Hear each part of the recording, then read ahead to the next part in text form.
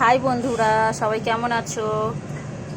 আজকে এই যে দেখো, আজকে আমি ভেজিটেবিল নিয়ে চলে এসেছি। এটা দিয়ে একটা সুন্দর সিম্পল রেসিপি বানাবো, যেটা একদম 5 মিনিটে রেডি হয়ে যাবে। তো এখানে দেখুন ভেজিটেবিলে আমি নিয়েছি, এখানে এটা আছে চিচিঙ্গা, মানে চিচিঙ্গে যেটা সরু সরু। এখানে নিয়েছি পেঁপে, কাঁচা লঙ্কা, গাজর, আলু, পটল, আর নিয়েছি পেঁয়াজ। আর এখানে নিয়েছি রোজকার চাল।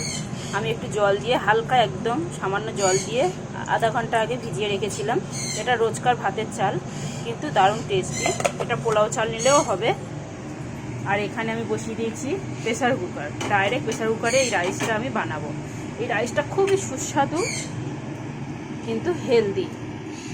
আজকে সকাল থেকেই আমাদের ঘরে একটু টুকটাক কাজ হচ্ছিল, এখানে ওখানে মিস্ত্রি লাগানো হয়েছিল।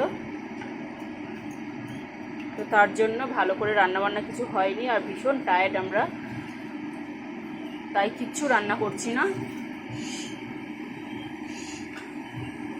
একদম সিম্পল একটু প্রেসার কুকারে পোলাও বানিয়ে খেয়ে শুয়ে পড়বো রাত্রিবেলা। তো যাই হোক, এখানে প্রেসার কুকারে তেল দিয়ে দিয়েছি। তেলের উপর দিয়ে দিয়েছি একটু গোটা জিরে ফোড়ন। এবারে দিয়ে দিচ্ছি পেঁয়াজ। পেঁয়াজটাকে সামান্য একটু ভেজে নেব, খুব কড়া করে ভাজার দরকার নেই। একদম মানে প্রেসার কুকারে সিটি করতে যতটুকুনি সময় লাগে সেইটুকুনি সময় লাগবে এই রান্নাটা করতে। খুব চটপট রান্নাটা হয়ে যাবে। এটা আমি প্রায় সময় যখনই ব্যস্ত থাকি কিংবা কাজকর্ম থাকে, রান্নাবান্না করার সময় থাকে না, শরীর ঠিক থাকে না, অনেক প্রবলেম থাকে ঘরে, তখনই আমি এই রান্নাটা ঝটপট করে নিই। এখানে আমি ডিমও দিই, চিকেনও দিই, তবে আজকে আমি কিচ্ছু দিচ্ছি না, শুধু ভেজিটেবল দিচ্ছি। এর উপর এবারে দিয়ে দেবো আমি সবজি। এখানে সব রকম সবজিগুলোকে আমি এখানে দিয়ে দেবো, দিয়ে একটু ভেজে নেব।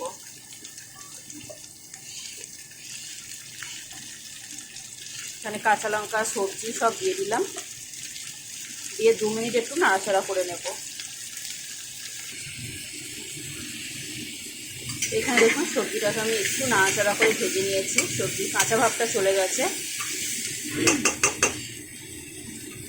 এবার এখানে দেব ঘরোয়া সামান্য মশলা। প্রথমে তো দিয়ে দিচ্ছি নুন। নুনটা টেস্ট অনুযায়ী দিয়ে দেবেন, বুঝে শুনে। এখানে দিয়ে দিলাম ধনে গুঁড়ো আর জিরে গুঁড়ো। ব্যাস, আর কোনো মশলা আমি দেবো না। এখানে কাঁচা লঙ্কা ব্যবহার করেছি, তাই গোলমরিচ গুঁড়োটা আর দিলাম না। চাইলে এখানে গোলমরিচ গুঁড়োটাও দিতে পারেন। এবারে মশলাটা একটু নাড়াচাড়া করে নিলাম। এবারে আমি এখানে দিয়ে দেবো চাল। চালটাকে এখানে ঢেলে দেবো।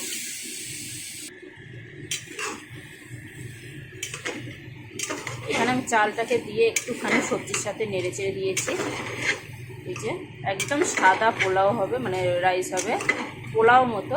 পোলাও কিন্তু এটাই পুরোটাই, কিন্তু আমি এটাকে ভেজ রাইস বলি। যাই হোক, বন্ধুরা নিজেদের পছন্দ মতো সবজি ব্যবহার করতে পারেন, আর পছন্দ মতো নামও দিতে পারেন। আমার তো বেশিরভাগ রান্নার কোনো নাম নেই। এবার এখানে আমি দিয়ে দিচ্ছি জল। যতটা চাল নেবেন তার দ্বিগুণ জল দিতে হবে। 1 কাপ চালের জন্য 2 কাপ জল এখানে দিয়ে দিয়েছি। এবারে আমি প্রেসার কুকারটা বন্ধ করে দেব, দিয়ে 3টে সিটি দেব, দিয়ে গ্যাসটাকে অফ করে দেব।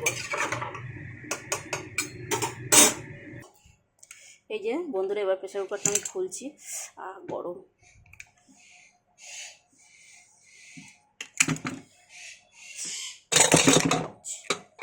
এই যে দেখুন, এক হাতে প্রেসার কুকার খুললে কী অসুবিধা হয়, ভীষণই গরম। আমি 3টে সিটি দিয়ে বন্ধ করে রেখেছিলাম। এখানে একটু শসা কেটেছি, আর 5 মিনিট দমে রেখে, মানে প্রেসার কুকারের হাওয়াটা পুরোপুরি ছিল প্রেসার কুকারে। এই যে দেখুন কত সুন্দর হয়েছে, দারুণ টেস্টি। আর কিন্তু এতে 2 মিনিট যদি এমনি খুলে রাখা যায় প্রেসার কুকারটা, তাতে কিন্তু খুব সুন্দর ঝরঝরে হয়ে যাবে, নয়তো হালকা ফেনা ফেনা থাকবে। দারুণ টেস্টি। তো কালকের এই কাজকর্মের চক্করে আমি বন্ধুরা ভিডিও ছাড়তে পারিনি, তাই ভাবলাম আজকে একটা সিম্পল সুস্বাদু ভিডিও ছাড়ি, যাতে বন্ধুদেরকে কাজে লাগতে পারে। কারণ অনেকেই বাইরে টাইরে কাজ করে আর ঘরে এসে রান্না করতে ইচ্ছে করে না, তখন এই যে দেখুন কত সুন্দর ঝরঝরে আর ভালোভাবে হয়েছে।